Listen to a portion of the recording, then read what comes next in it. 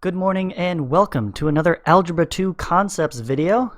Today I want to cover part 2 of the Trigonometry Fundamentals, the basic building blocks of knowledge that you will need in order to do trig. So, recap part 1, we talked about Pythagorean theorem, we talked about the special triangles, we talked about getting used to using radians. We talked about using those special triangles to build a unit circle for reference, and then the basic trig ratios in a right triangle composed of the SOHCAHTOA mnemonic, sine, cosine, and tangent themselves. Today we're going to start with expanding to the other three ratios. There are, in fact, actually 6 possible ways you can combine the three sides of a triangle, one over top of the other. And so if the sine was the opposite over the hypotenuse, what happens if I want the hypotenuse over the opposite? Well, it turns out we called that the cosecant for some reason. And that, right, hypotenuse over opposite. However you want to define it, either in terms of the original sides of the triangle, or I usually think of these three as the reciprocals of the original three, so I just define them in my own head as 1 over one of the other three. And that means secant is 1 over cosine. You might be asking yourself, Mr. Apple, why with all these cos is the cosine get the secant and the cosecant doesn't get cosine? That makes no sense. I totally agree with you. The two cos should have gone together. I can't explain the naming convention, but if it helps you, just have to remember that unfortunately they are not. They are reverses of each other. You want to think of like a diagonal 2 by 2 grid of the 4, right? You got to flip around, reverse the polarity. Whatever works for you. The cos do not get to go together. So secant is 1 over cosine. Cosecant is 1 over sine. But they did give us an easy out and give us the cotangent is 1 over tangent. At least the ones with tan in the name all stay together. So we got that going for us. All right. Once you have those down, it's just another set of values that may or may not be useful in certain applications in the future. But now we can start dealing with the ratios on the unit circle. When you are given, hey, find the sine of this angle. Like, the sine of that angle. Well, where is that angle land on my unit circle? Oh, maybe it lands, I don't know, over here, right? Where it creates a 45-degree angle with the x-axis. The original angle itself, of course, is measured from the positive x, so it would have been 90 plus that extra 45, right? 135-degree angle. And then build up your special triangle from there, knowing what side is what. This is now going to be square root 2 over 2. This is square root 2 over 2. So the sine asks for the opposite over the hypotenuse of 1. So the sine of a 135-degree angle would be square root 2 over 2. Right? That's the kind of thing you want to be able to do. Plot your angle on the unit circle. Figure out what quadrant it lands in. How's the positive negative going to relate? In this case, only the x component is negative. Sine doesn't deal with the x. The y is still positive, so the sine is still going to be a positive value. Not so bad. Right? Watch out for those signs. That is dealing with the ratios on the unit circle. You want to be able to find any of the 6 trig ratios. I need more fingers. Right? Any of the 6 trig ratios for any major angle found on the unit circle.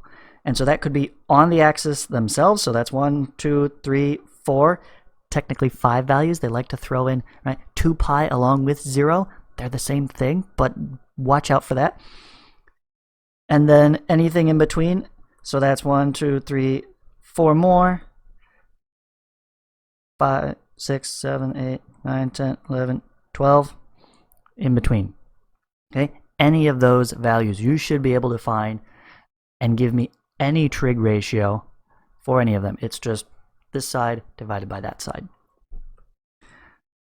All right, once you have that down, then we can start really branching out and really going general and find any trig ratio for any angle, right, with the aid of a calculator. So now we're looking at what is the cosecant of, I don't know, 37.5 degrees, right? Or give me the tangent of 13 pi over 8. That one might actually land on there. That's the nice convenient thing about the radians. It's usually there in terms of pi. And some fraction thereof. So maybe let's make this a little more challenging, right? 13 pi over 7, right? That's not going to land up. None of them are sevenths of pi's. So we can't rely on our unit circle. Instead, we're going to go to the calculator for these. And that's the wonderful thing about the world we live in now. We have calculators that can do these. It's just a sequence of button presses. Do watch out, though. This is where that first one from today comes in. There is no cosecant button on the calculator. You've got to remember, this is 1 over, that was the co, so it gets the non-co sine of 37.5. Watch your parentheses when typing this in, please. Okay. Once you have all the computation down, you want to start, and maybe this is something to look at even sooner, how do all of these numbers relate to an actual graphical, an image, a visual?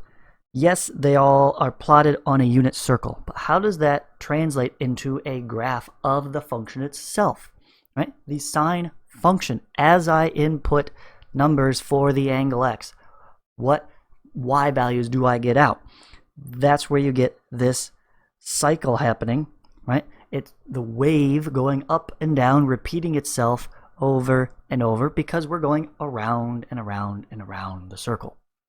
The ratios can never deviate from that. At best, you're going to have a massive number as big as it can be on the top and a matching number on the bottom. So the biggest ratio is 1, right? And everything from 0 to 1 to -1, all in between. That is why the standard sine, right? Maximum of 1, minimum of -1. It takes how long to go around the circle? 2 pi radians. So our period is always going to be 2 pi or 360 degrees. And then this is pi halfway in between. We've gone to the halfway point. Again, our height, that sine ratio gives us our opposite side, which, since we always draw the angle to the x-axis, gives us a y value on the unit circle. So on the graph, it's going to be positive for the first 2 quadrants and then negative for the second 2 quadrants, matching both halves of the circle. Highly recommend go to the Wikipedia page for, I think it's for sine, cosine, or the trig functions, and there's a whole animated thing. You can watch this in real time as this little line in the dot moves around, and you can watch the sine wave scroll across the page. It's really cool. Okay. But get a feel for what those look like and how one graph relates to the unit circle. Finally, the last fundamental concept here, as just about everything includes, how do I work backwards? What about the reverse process? Say I have what the trig ratio is. I want to know what angle created that. And that is where the inverses come in.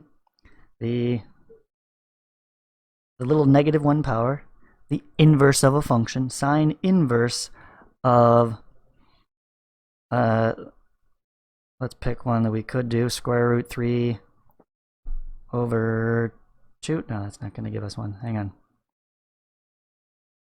We'll use the same one we did before. Square root 2 over 2, right? So it's square root 2 over 2. What could have given us that? Check your unit circle, right? What has an opposite side divided by a hypotenuse. The hypotenuse is 1 on the unit circle, so just an opposite side. Everything that has a y value of square root 2 over 2, right? So the 45 and the 135. This could be either of those. Typically, we start with the quadrant 1, but it could also land in quadrant 2. This is the tricky part about working backwards with the trig.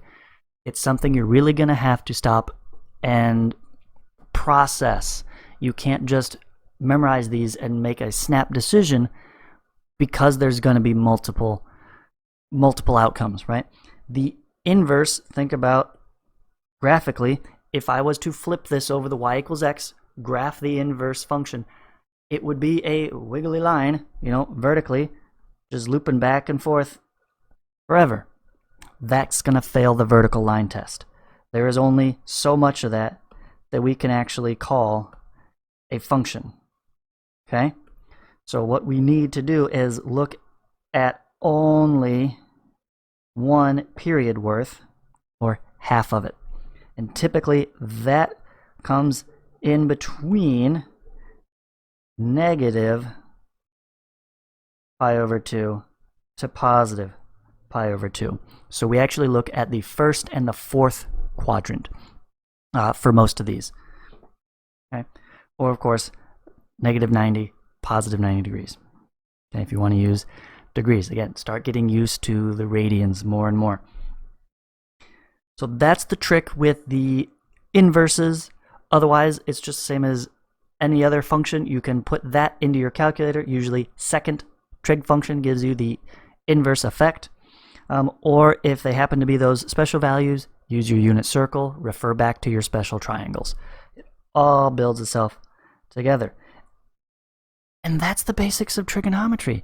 There's not a whole lot more to it. There's fancier things you can do with the graphs. There, of course, we can go to non-right triangles and our law of sines and law of cosines, but that's just other tools that build upon these concepts. If you have these down, you'll be able to do 90% of trig questions in the future without issue. So that's going to do it for this video. Thank you so much for watching. So long, farewell, enjoy the rest of your day.